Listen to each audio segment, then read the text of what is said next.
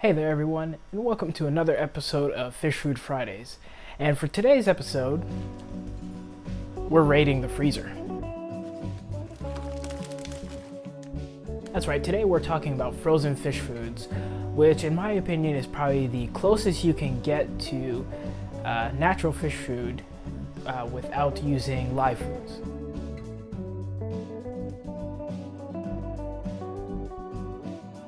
Now when it comes to frozen fish foods, you've got a large variety to choose from. You of course have your bloodworms, which is probably one of the most popular ones out there. And then you have your brine shrimp, you have your frozen baby brine shrimp, which is great for really small fish and fry. And then you have things like cyclops and mysis shrimp. Now when it comes to frozen foods, there could be quite a debate as to whether you should feed them as a staple or just kind of as a treat along with pellets. In my opinion, you get a lot of vitamin content from pellets, but it's great to throw in some frozen food here and there.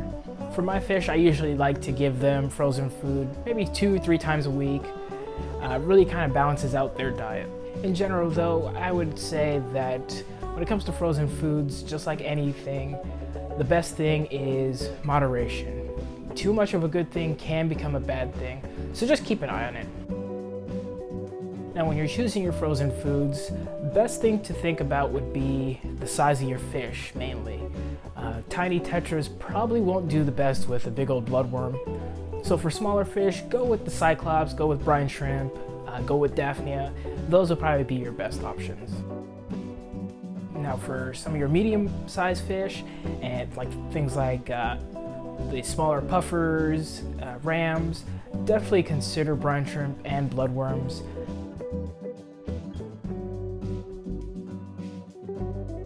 When you're shopping around for frozen foods, you're mainly going to see them packaged in two ways.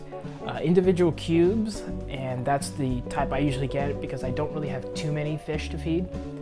Or you'll see some of them coming in large packets and you kind of just break off what you need and feed from that. Or in certain cases, you would use the whole sheet. Now when it comes to feeding out your frozen foods, I like to use either one of two methods. You can just pop out a cube of food and drop it in the tank, or if you need to ration out the food a little bit more, you can pop out the food into a cup of tank water and defrost it, and then use a pipette to kind of distribute it among your tanks. This is the method I like to use the most. Another way to feed out frozen food is to let it thaw out in a cup and then strain it through a net to get rid of all that nutrient-rich water. In my opinion, I've never really needed to do this. I've never seen any difference in my tanks by doing it. But like anything in this hobby, it's pretty much up to personal preference. So just kind of choose the method that you find works best for you and go with that.